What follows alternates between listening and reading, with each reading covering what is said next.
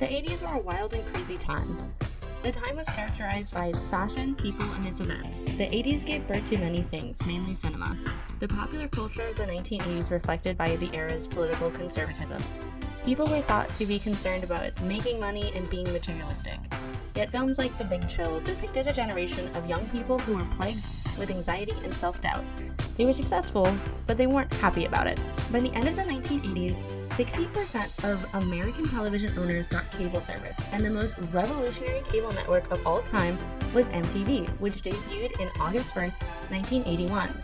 MTV made megastars out of artists like Michael Jackson. Thriller on MTV helped sell 600,000 albums in the first 5 days after its debut. MTV also influenced fashion. People across the country did their best to copy the hairstyles and fashions they saw in music videos. In its way, artists like Madonna became fashion icons. In the 1980s, a renewed conservative movement spawned a new anti-gay movement in the United States.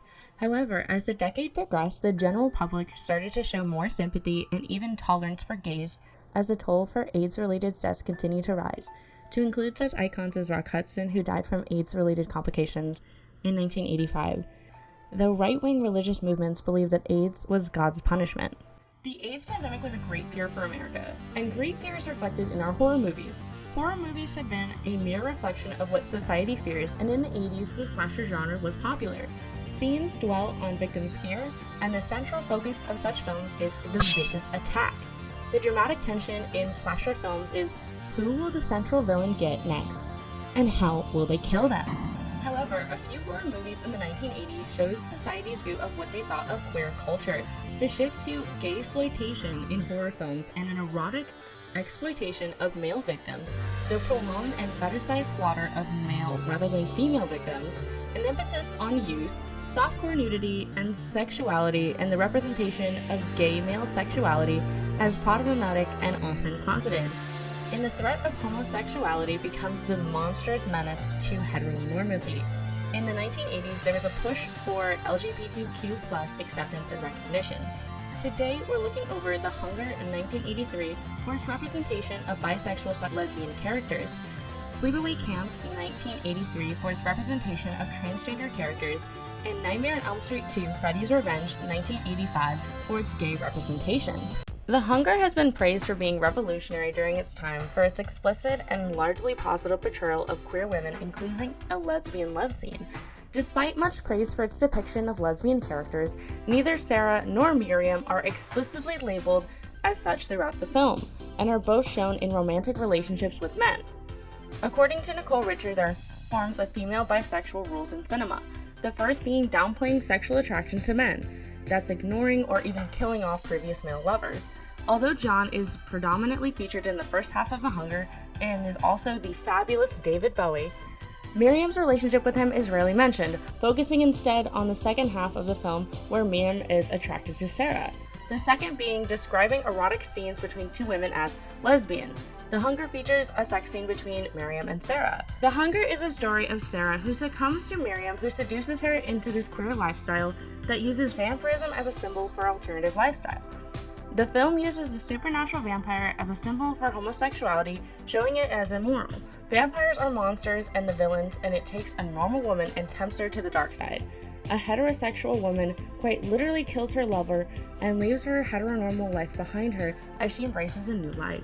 Moving towards another form of LGBTQ+, transgender representation in 80 movies. Even though the term LGBTQ+, wasn't the term used back in the 80s, I'm using it now because it is the proper term.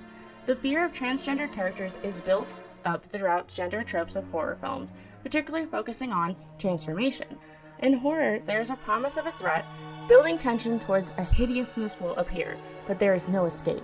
Transgender people, as the object of fear in this case, must be restricted in their movements and expression of their identities, as they are not following the cis-normative ideology.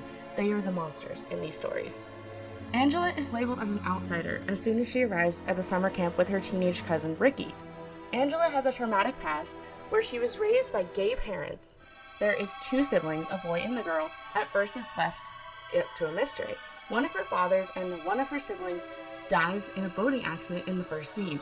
She is raised by her aunt and it is revealed that her sister died that day, and she was a boy, and that her aunt raised her as her sister as a transgendered female. Angela, as a result, is shy and quiet, lacking the hyperactive energy and intense sexuality that the other teenagers at camp do. The first night, the pedophilic cook tries to sexually assault her when she is left alone with him. She is rescued by Ricky, thankfully. Later, Angela comes back to get her revenge on him by dumping an industrial-sized pot of boiling water on him, so now he is ugly on the outside as he is on the inside. By making Angela the outsider, then revealing her to be the killer, the film signifies that turning away of fear is a necessary response for cisgender audience to protect itself. Angela is transgendered and is also the murderer. She is the monster and the one everyone fears. Angela is mistreated for failing to embody what expectations of a young woman are. Her violent attacks on the other campers are motivated by the demands she conform and the bullying she receives for her failure to comply. There has been a frequent debate about how gay 1985's A Nightmare on Elm Street 2 Freddy's Revenge was. During his interview segment for the documentary on the Nightmare on Elm Street series, screenwriter David Chaskin admits the homosexual themes were intentionally written into the script. Mark Patton played Jesse Walsh, the main male protagonist. Patton is openly gay today, but was still in the closet at the time this was filmed. During the gym class scene, Grady decides to de-pant Jesse. Jesse chooses to cope with embarrassed by remaining declothed, while he tackles and wrestles with Grady on the ground. Jesse is obviously trying to remove Grady's clothing in this scene in a very homoerotic display. At one point, Jesse is trying to engage in sexual activity with his girlfriend, Lisa, who seems to want to sleep with Jesse. Jesse panics and runs to Grady's house, where he wishes to sleep instead. Grady himself indicates that it is strange that Jesse does not want to sleep with Lisa, but instead with him. Throughout the film, Jesse is concerned with a man that is trying to get inside of him. The victims in this film die because Jesse is trying to kill the homosexual in himself. Freddy Krueger as a symbol of homosexuality, another film where the monster is homosexuality going against the heteronormity. Jesse visits the S&M Club, which shows him an alternative lifestyle. After his coach catches him and forces him to run laps, the coach is murdered in a completely brutal way. Then he is murdered in the shower, tied up and naked. When Freddy returns to the real world from Jesse, the effects are very gory, where in the previous film it's very dreamlike when he appears in the real world. Freddy goes on a killing spree and is a symbol for homosexuality literally corrupting 80s youth. Given the screenwriter is also gay, it's almost ironic, because this is how queer culture was interpreted by conservative heteronormative values.